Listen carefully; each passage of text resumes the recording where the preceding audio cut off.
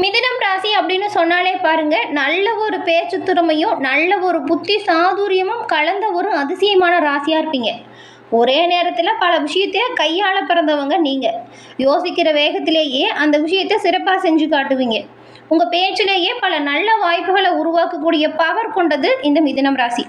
உங்களுக்கு இந்த தை அமாவாசை ஏற்பட்டிருக்கக்கூடிய கிரக அமைப்பு என்ன மாதிரியான சூழலை உருவாக்குது அப்படிங்கிறதையும், என்ன மாதிரியான மாற்றத்தை நீங்கள் இப்போ சந்திக்க போகிறீங்க அப்படிங்கிறதையும் தான் உங்களுக்காக இந்த பதிவில் நாங்கள் சொல்லியிருக்கோம். இந்த பதிவு நீங்கள் பயன்பெறக்கூடிய வகையில் இருக்கும், அதனால் ஸ்கிப் பண்ணாமல் முழுமையாக பாருங்கள். அமாவாசை அப்படிங்கிறது முன்னோர்களை வழிபடுவதற்கான ஒரு நாளாக சாஸ்திரம் சொல்லுது. அதே போல் இந்த சமஸ்கிருத வார்த்தையில் அமாவாசை அப்படிங்கிறது பாருங்கள், அம்மா அப்படின்னு சொன்னால் சேருதல் அப்படிங்கிறதையும், வாசை அப்படின்னு வாசித்தா அது வருகை தரும் அப்படிங்கிற பொருளை தருது. அதாவது மரணத்துக்கு பிறகு நம்முடைய முன்னோர்கள் பித்ருலோகத்தில் வசிப்பாங்க. தங்களோட பூத உடலை விட்டு பிறகு உணவு தண்ணீர் இல்லாமல் தவிக்கும் நம்மளுடைய முன்னோர்களுக்கு நம்ம ஒவ்வொரு மாதமுமே அமாவாசை தினத்தில் ஒன்று சேர்ந்து தங்களின் சந்ததிகளை பார்க்க பூமிக்கு வருவாங்க அப்படிங்கிறது ஐதீகமாக இருக்குது. அப்படி பூமிக்கு வரும் முன்னோர்கள் தங்களோட குடும்பத்தில் இருக்கிறவங்க அளிக்கக்கூடிய தர்ப்பணம் தானம் இதை ஏற்றுப்பாங்க. இதனால் தங்களோட பசி மற்றும் தாகத்தை தீர்த்துக்குவாங்க. இதனால் அவங்களுடைய ஆத்மா சாந்தி அடையும். இதனால் அந்த குடும்பத்தில் இருக்கிறவங்களுக்கு எந்த ஒரு பிரச்சனையும் வராமல் அவங்களோட முன்னோர்கள் பாதுகாப்பாங்க. அதனால தான் அமாவாசை தினத்தில் முன்னோர்களுக்கு தர்ப்பணம் செய்யணும் அப்படிங்கிறத நம்மளோட முன்னோர்கள் சொல்லி வச்சுருக்காங்க.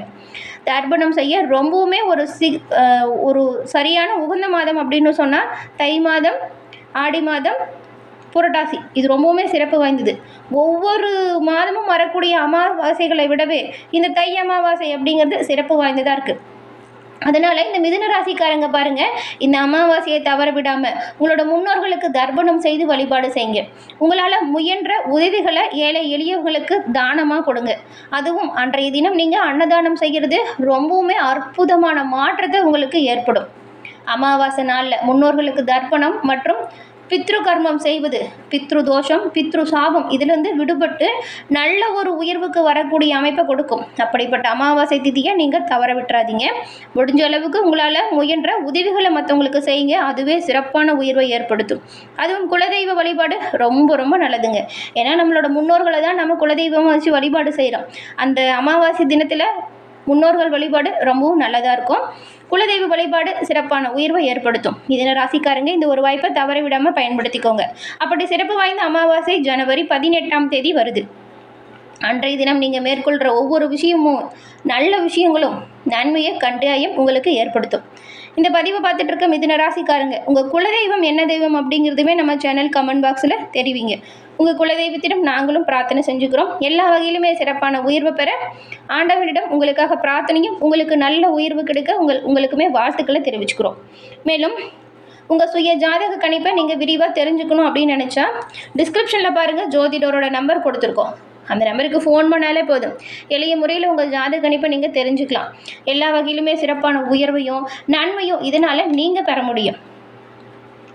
மிதுனம் ராசி அப்படின்னு சொன்னாலே நிதானமாக எந்த ஒரு விஷயத்தையும் அலசி ஆராய்ஞ்சு முடிவெடுக்கக்கூடிய திறமை கொண்டவங்களாக இருப்பீங்க. இந்த ராசியில் பாருங்கள், மிருகசீரிடம் 3, 4ஆம் பாதம், திருவாதிரை, புனர்பூசம் 1, 2, 3ஆம் பாதம், இந்த 3 நட்சத்திரங்களும் இருக்குது. இந்த 3 நட்சத்திரக்காரங்களுமே பாருங்கள் புதன் பகவானை ராசி அதிபதியாக கொண்டவங்களாக இருக்கீங்க. புதன்கிழமையில் நீங்கள் பெருமாள் வழிபாடு செய்கிறது ரொம்ப ரொம்ப நல்லது. ஒவ்வொரு புதன்கிழமையிலுமே பெருமாள் ஆலயம் சென்று நெய் தீபமேற்றி வழிபாடு செய்யுங்க. அப்படி கோயிலுக்கு போக முடியல அப்படிங்கிறவங்க உங்களோட வீட்டு பூஜை அறையில் கூட பெருமாள் புகைப்படம் முன்னாடி தீபமேற்றி மனம் மாற வழிபட்டுட்டு போங்க. அன்றைய தினம் பாருங்கள் நல்ல ஒரு உயர்வு ஏற்படும். தடைகள் வராமல் இறைவன் உங்களை பாதுகாப்பாக வச்சுருப்பார். உங்களுக்கு இந்த மாதத்தின் கிரக நிலைகள் அப்படின்னு பார்த்தா உங்கள் ராசியில் குரு பகவான் பாருங்கள் வக்கர இயக்கத்தில் இருக்கிறாரு. தைரிய வீரிய ஸ்தானத்தில் கேதுவோ, கலஸ்திர ஸ்தானத்தில் பாருங்கள் புதன், சுக்கிரன், சூரியன், செவ்வாய், இந்த 4 கிரகங்களும் ஒரு சேர அமைஞ்சிருக்கு. பாக்கியஸ்தானத்தில் சனி மற்றும் ராகுவும், அயன போகஸ்தானத்தில் சந்திரனும் அமர்ந்திருக்காங்க. இந்த மாதிரி கிரகநிலைகள் உருவாகி இருக்கு. இந்த கிரகநிலைகள் தாங்க இந்த மாதம் உங்களுக்கு சில பலன்களை ஏற்படுத்த போகுது. அந்த பலன் எப்படிப்பட்டது அப்படிங்கிறத முழுமையாக பார்க்கலாம் வாங்க. எந்த ஒரு பிரச்சனையாக இருந்தாலும் சரி, நிதானமாக முடிவெடுக்கக்கூடிய திறமை கொண்டவங்க நீங்கள். பொறுமை, நல்ல ஒரு கடமை, கண்ணியம் இதை செயல்படுத்துவீங்க. உங்களுக்கு பாருங்கள் கொண்ட கொள்கையில் உறுதியாக செயல்படுத்தக்கூடிய தன்மை இருக்கிறதுனால தான் பெரும்பாலும் எவ்வளவு பிரச்சனை வந்தாலுமே அதை திறமையாக சமாளிக்கிறீங்க. இந்த மாதத்தை பொறுத்த வரைக்கும் கிரக நிலைகள் அப்படிங்கிறது கடந்த காலத்தை விட ரொம்பவுமே நல்லா இருக்குன்னு சொல்லலாம். ஏன்னா கடந்த காலத்தில் பண விஷயத்தில் நிறைய பிரச்சனையும் பின்னடைவும் நீங்கள் சந்திச்சிருப்பீங்க. இந்த மாதம் பண வரத்து மனதுக்கு நல்ல ஒரு மகிழ்ச்சி தரும் வகையில் அமைஞ்சிருக்கு. ரொம்ப நாளாக இழுப்பறியாக இருந்த பிரச்சனை, சண்டை, சச்சரவுகள் இதெல்லாமே மறைஞ்சிடும். மறைமுக எதிர்ப்புகளுமே உங்களை விட்டு தானாக விலகிடும். எந்த ஒரு காரியமாக இருந்தாலும் சரி பாருங்கள், நீங்கள் கொஞ்சம் யோசித்து கவனமாக செயல்படுங்க. சாதகமான வாய்ப்பையும் சாதகமான முடிவையும் நீங்கள் பெறுவீங்க.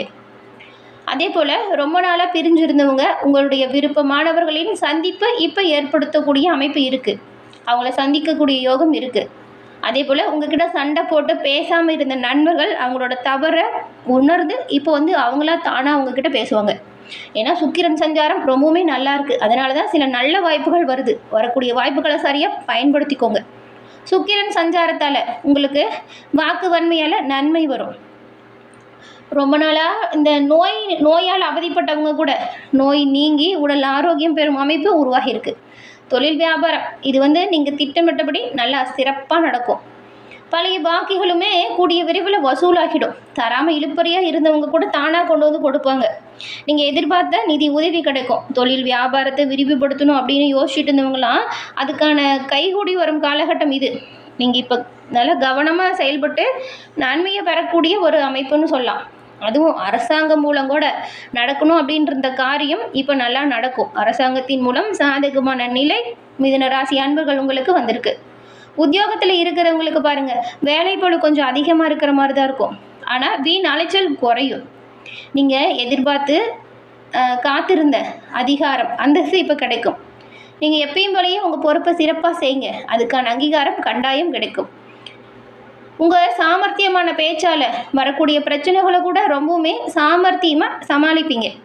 குடும்பத்துலேயுமே தொல்லை தந்துகிட்டு இருந்த பிரச்சனை தீரும். ஒரு நிம்மதியான சூழல் உருவாகுது. கணவன் மனைவி 2 பேர்த்துக்கும் இடையில் மனம் விட்டு பேசுங்க. சண்டை சச்சரவுகளை தீர்க்க பாருங்கள்.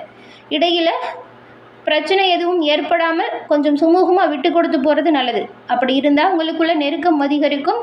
குடும்பத்தில் ஒரு மகிழ்ச்சியான சூழலை நீங்கள் உருவாக்க முடியும். அதே போல் வீட்டுக்கு ரொம்ப நாளாக சில பொருட்களை வாங்கணும் அப்படின்னு பிளான் பண்ணியிருப்பீங்க. அது வாங்க முடியாமல் போயிருக்கும். அந்த பொருட்களையுமே இப்போ வாங்கக்கூடிய யோகம் இருக்குது. அதே நேரத்தில் கொஞ்சம் செலவுமே அதிகரிக்கும். உங்களுடைய பிள்ளைகளுக்காக கொஞ்சம் செலவு உருவாகும். பெண்களை பொறுத்த வரைக்கும் உங்களோட முயற்சிக்கு பாருங்கள், முட்டுக்கட்டையாக இருந்த நபர்களும் சரி, முட்டுக்கட்டையாக இருந்த பிரச்சனைகளும் சரி உங்களை விட்டு தானாக விலகிடுவாங்க. எடுத்த காரியத்தை பெண்கள் சிறப்பாக செஞ்சு முடித்து காட்டுவீங்க. கையில் காசு இப்போ தாராளமாக இருக்கும். கலைத்துறையில் இருக்கிற நீங்கள் பாருங்கள், கூட வேலை செய்கிறவங்ககிட்ட தேவையில்லாமல் வீணாக வாக்குவாதத்தில் ஈடுபடாதீங்க. கவனமாக இருக்கிறது நல்லது. உங்களுடைய சாதுரியமான பேச்சின் மூலம் காரிய வெற்றியை நீங்கள் உண்டாக்க முடியும். பிரிஞ்சு போனவங்க மீண்டும் உங்களை தேடி வருவாங்க. மற்றவங்களை திருப்தி அடையக்கூடிய வகையில் உங்களோட செயல் இருக்கும். டெக்னிக்கல் சார்ந்த துறையில் இருக்கிறவங்களுக்கு தொட்டதெல்லாம் தொடங்கும். அரசியல் துறையில் இருக்கிறவங்களுக்கு முக்கிய நபரின் உதவி இப்போ பக்கபலமாக இருக்கும். தன்னம்பிக்கை உருவாகுது. விடாமுயற்சியோடு ஈடுபடுங்க. காரியத்தில் நல்ல வெற்றி வாய்ப்பை பெறுவீங்க. விருப்பங்கள் எல்லாமே கைகூடுன்னு கூட சொல்லலாம். இந்த மாதம் எதில் கவனமாக இருக்கணும் அப்படின்னு பார்த்தா, அடுத்தவங்களை அதிகாரம் செய்யும் போது நீங்கள் கவனமாக தான் இருக்கணும். ஏன்னா வீண் பகை இதனால் வரும். அதனால தான் மாணவர்களுக்கு எதிர்காலம் பற்றின சிந்தனை அதிகரிக்கும். ஆசிரியரின் உதவி உங்களுக்கு பக்கபலமாக இருக்கும். மிருகசீரிடம் நட்சத்திரக்காரங்களுக்கு இந்த மாதம் நீங்கள் கொஞ்சம் கோபத்தை குறைச்சிக்கிட்டு உழைப்பில் முழுமூச்சாக கவனம் செலுத்துறது நல்லது. உங்கள் உழைப்புக்கு தகுந்த செல்வாக்கும் பணவரவும் இப்போ கிடைக்கும். மேலதிகாரிகள் கிட்ட அனுசரணையாக நடந்துக்கிறதுனால நீங்கள் சில உயர்வான நிலைக்கு வர முடியும். திருவாதிரை நட்சத்திரக்காரங்களுக்கு இந்த மாதம் பின்தங்கிய நிலை மாறுபடுது. முன்னேற்ற பாதையில் அடியெடுத்து வைக்க போகிறீங்க. தீயோர் சேர்க்கையால் அவதிப்பட்டவங்க அவங்க பிடியிலிருந்து விடுபட்டு நல்ல ஒரு உயர்வுக்கு வருவீங்க. இதனால் பொருளாதாரத்துலேயுமே சிறப்பான உயர்வுக்கு நீங்கள் வருவீங்க. தேவைகள் எல்லாமே பூர்த்தியாகும். உங்கள் மீதான அவப்பெயர் மறைஞ்சி செல்வாக்கு அதிகரிக்கும். புனர்பூசம் நட்சத்திரக்காரங்களுக்கு இந்த மாதம் நல்ல ஒரு சிறப்பான உயர்வும் நல்ல ஒரு முன்னேற்றமும் இருக்குது. இசைத்துறையில் இருக்கிறவங்களுக்குலாம் இது ஒரு பொன்னான வாய்ப்பு அப்படின்னு கூட சொல்லலாம். வேலை விஷயமா நீங்கள் அடிக்கடி வெளியூர் போகிற மாதிரி இருக்கும். ஒரு சிலருக்கு வெளிநாடு செல்லக்கூடிய யோகம் கூட இருக்குது. உங்களோட உடமைகளை இந்த மாதிரி வெளியில் பயணம் செய்யும் பொழுது கவனமாக பார்த்துக்கணுங்க. களவு போக வேண்டிய வாய்ப்பும் இருக்குது. உங்கள் பணம், புதிய நண்பர்கள் சேர்க்கை இது எல்லாமே நல்ல ஒரு அதிர்ஷ்டமாக இருக்கும். அதாவது பணவரவு நல்லாயிருக்கும். புதிய நண்பர்களால் சில அதிர்ஷ்ட வாய்ப்புகள் சேரும். இந்த மாதம் நன்மைகள் அதிகரிக்கவும் தீமைகள் உங்களை விட்டு விலகவும் பரிகாரமாக நீங்கள் ஸ்ரீ நரசிம்மரை தீபம் ஏற்றி தரிசனம் செய்வதால் கடன் பிரச்சனையிலிருந்து விடுபட முடியும். அதுவும் புதன்கிழமையில் நரசிம்மர் வழிபாடு ரொம்ப ரொம்ப நல்லதுங்க. தொடர்ந்து 7 வாரம் நரசிம்மருக்கு நெய் தீபம் ஏற்றி வழிபாடு செய்யுங்க. கடனில் ஒரு பகுதியை அடைப்பதை நீங்கள் கண்கூடாக காண்பீங்க. வீண் அலைச்சல், மனபயம் இது எல்லாமே குறையும். நல்ல ஒரு உயர்வுக்கு ஸ்ரீ நரசிம்மரின் உதவி உங்களுக்கு பக்கபலமாக இருக்கும்.